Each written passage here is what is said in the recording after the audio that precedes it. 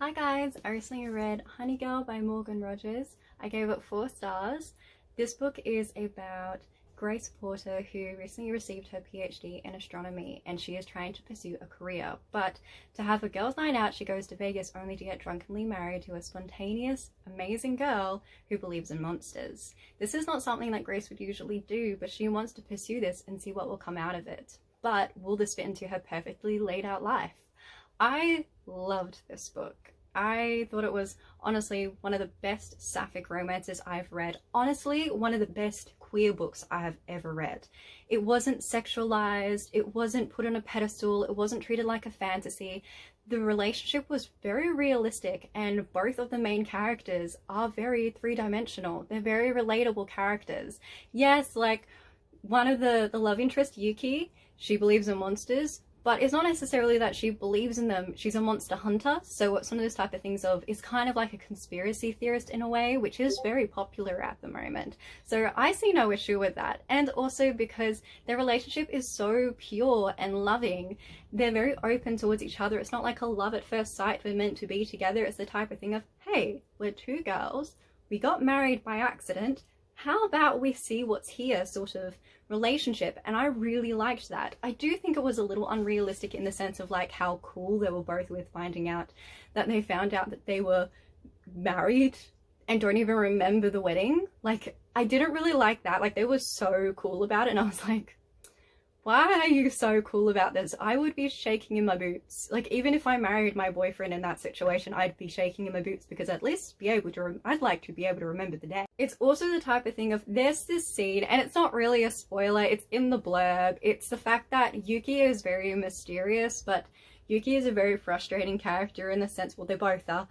She's a very frustrating character in the sense that rather than just leaving her card for Grace to find when she wakes up, and this is the morning after the wedding, so they don't remember marrying each other. Grace just kind of wakes up, she's wearing a bride shirt, she's got like a cheap black ring, and there's a photo of them getting married. So that's how she knows this happened, and there's like a business card, which Grace has to do like this internet search to find out who Yuki is, to even just grab her name, and there's a high chance that's not even her. Rather than just putting her name on the card, she puts like a really beautiful quote, but it's just, it felt kind of like a Sapphic John Green book but with adult characters in it, because this is an adult romance. Like, women are portrayed so much better in this than a John Green book, I'm going to be very honest with you, but it still has that kind of like YA element. Like, if you are very into mushy-gushy romances and you want a sapphic one, this is 100% it. It is a mushy-gushy romance. This also deals with a lot of issues such as racism. So both the characters in this story are actually people of color. And so, for instance, Grace is actually trying to pursue a career in astronomy, and she did this amazing straight A's. She did so well, she finally receives her PhD, yet she cannot seem to find a job. And it's difficult enough for her to already find a job as a woman in this field, but even worse for her as someone, as a person of color, because she's already going to be seen as a stereotype and not as a human being.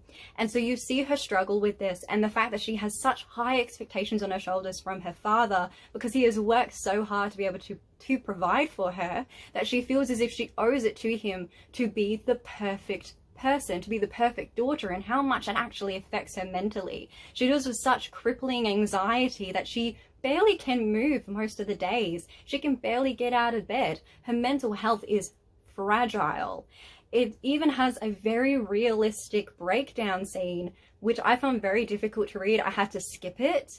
So please keep that in mind. I'm quite sure you can find out what page it's on. It's a difficult scene to read. It's not very long, but you can skip it because it does kind of tell you what happened briefly. She has some amazing support. So the mental illness part of this book is done very well, in my opinion. It's done tastefully, but realistically. It shows what it's actually like, but if you can get one triggered from reading one, I'd suggest at least skip that scene. There is also some self-harming aspects of it. For instance, Grace kind of like picks at her skin and she will purposefully hurt herself with her nails. That's still self-harming, so please be wary of that if you are going to read this book as well.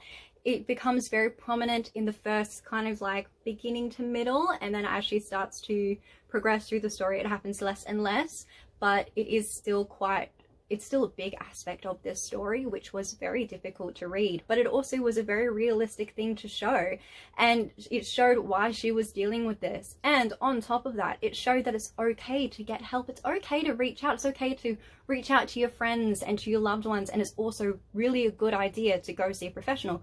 And I love that this is in this book, how it handles mental health and how it shows that at the end of the day, your mental well-being is just as important as your physical health. And that's a very big part of this book. It's also a really big part of basically trying to find what you want in a situation that isn't working. Are you going to be going down the same route, or are you going to change it? Are you going to try and find something else you can do? Because with a PhD, you can do a myriad of different things. You don't have to actually pursue that field in the exact way that you imagined you would when you were in university. A lot of people don't. So it's one of those type of things of, what does she want to do? The romance, again, beautiful.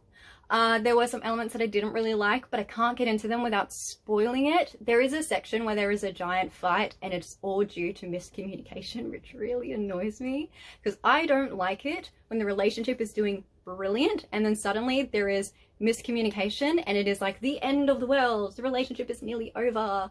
You can definitely tell that Morgan Rogers is a big rom-com fan, except she made it Sapphic. 100% love this. I would love to see this as a movie. This does have those rom-com-y type aspects to it, but it is done in a way that's a bit more tasteful. Like, some of it is very fantasy, like I don't really see this ever happening, and other times this is very much like this is a bit more of a realistic take on this, and I appreciate that. I can't really talk further on this book without spoiling it, so I think I might actually do a spoiler review another day for this. I'm not entirely sure, but please check this book out if you are curious. It is very well written, very beautiful story. It shows so much that anyone can relate to, whether you're part of the LGBTQI community, or if you struggle with mental illness, or if you're pursuing a really difficult career. I just really recommend it. There's something in this for everybody. The author worked so hard in this book, and it really, really shows. So please check it out if you're curious, and have a beautiful day or night. I don't know how to do outros. Bye.